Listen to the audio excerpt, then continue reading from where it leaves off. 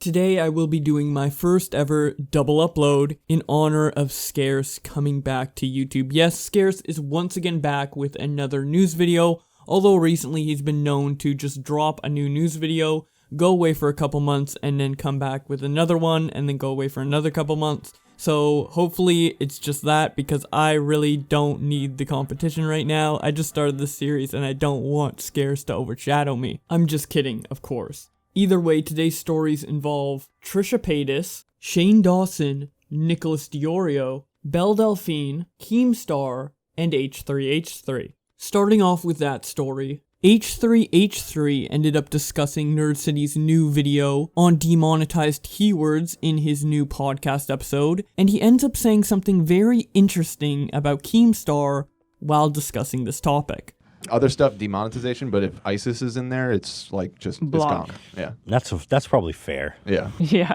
Oh, ISIS used to post a bunch of videos on YouTube, Yeah. right? So I That's think so they just crazy. like fuck anything having to do with that. Yeah, let's keep them off YouTube. Yeah. You think that the ISIS guys uploading were like fans of like Keemstar? They're like, they watch a little Keem, get updated on the news, upload a couple of ISIS recruiting videos. You know what I mean? Maybe. I mean, they were on the platform, so. ISIS definitely watches Keemstar. Keemstar is the preferred channel of ISIS. So after hearing Ethan say this on the podcast, Keemstar decided to tweet out, H3H3 is still an unfunny hack. And this causes Ethan to have a complete spurg out on Twitter of about like 5 to 6 tweets all about Keemstar. The first one he tweets out is Clownstar, showing a photoshopped image of Keemstar as a clown. Keem, when your channel gets banned for third time, you will have a bright future making animal-shaped balloons at children's parties, clown emoji. Keemstar, meanwhile, feverishly telling all his researchers to dig up any dirt on me they can, even if it's flat out false. Tool, Clownstar. Why am I going in on Clownstar? Because Keem thinks he can talk shit on anyone with immunity because he's such a vindictive psychopath that people know it's not worth responding. But I'd like to take this opportunity to reinforcement what everyone knows. Keem is the biggest clown on YouTube. Now, the funny thing about these series of tweets is that he says Keem thinks he can talk shit about anyone with immunity, yet Ethan was the one who just ended up talking shit about Keem for seemingly no reason out of the blue on his podcast. So this same logic could be applied to Ethan himself. Augie responds to this by saying, is H3 really having this much of a 24-hour meltdown over one tweet from Keem? Or am I missing something here? Well, yes, you are missing something, Augie. You're missing the fact that H3 went after Keem for no reason first, and then Keem clapped back, so it looks even more ridiculous. Ethan continues to respond to this one Keem tweet by saying, I would be more concerned if you actually liked my content, you muppet. Looking forward to Keemstar maniacally trying to ruin my career for the next year. Keem then responds, no need, you've been doing that yourself for years. Ethan also says, by the way, he's angry because I said Drama Alert is ISIS's favorite news station, which is pretty funny, let's be honest. Then Keem responded to this one by saying, I'm not angry, it's just not funny. You are not funny. The only time you can make anyone laugh is when you smear shaving cream all over your face and dance like an idiot. Then you get a chuckle here and there. Or when you steal other comedians' bit. Then someone asked Keem,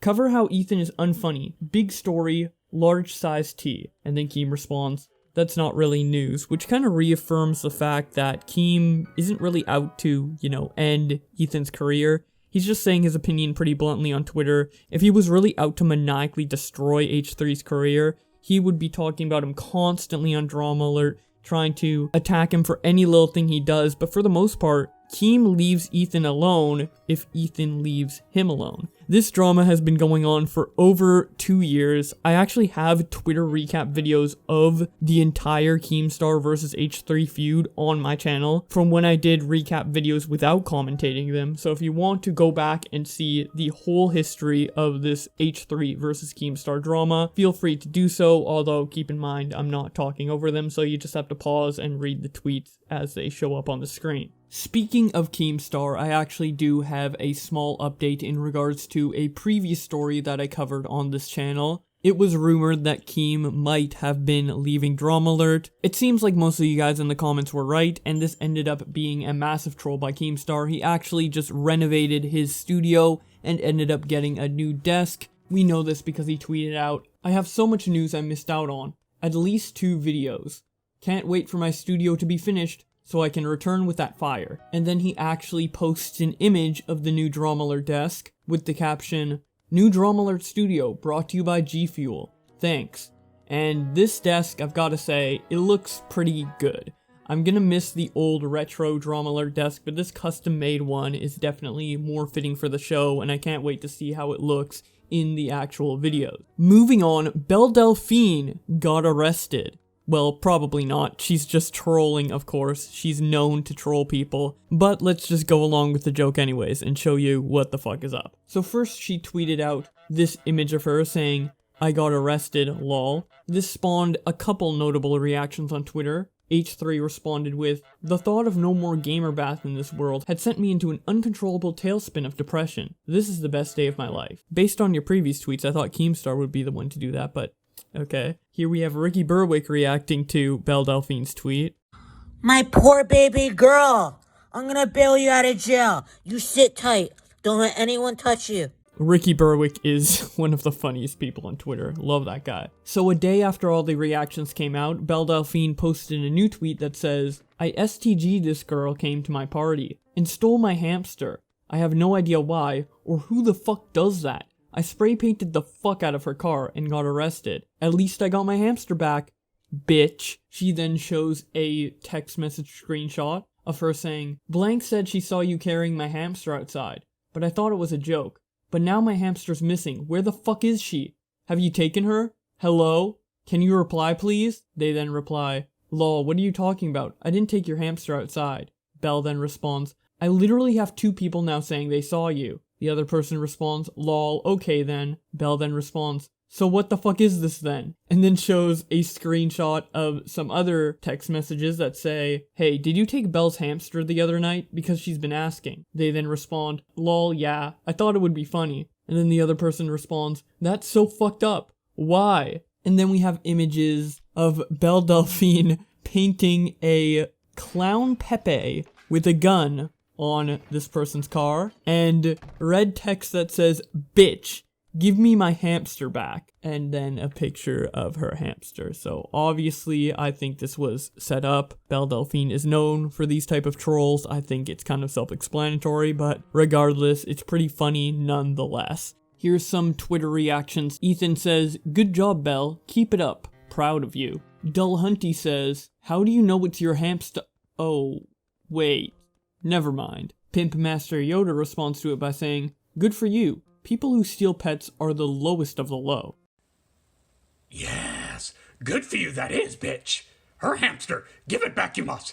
Give back her fucking hamster you must, you motherfucking ass." And then the real Pussy King responds by saying, "Laughing my ass off." So our next story is just as trolly because Trisha Paytas is a transgender now. This person is transgender, female to male. You know what? I'm not even going to talk about this one in depth. I'm not even going to give it the time of day. It's just so self-explanatorily stupid. Let's be honest, this one isn't as funny as the Belle Delphine one. It's pretty offensive, to be honest. So, moving on, we have a small update to the Shane Dawson series. He posted on Twitter, "Really excited about episode 3.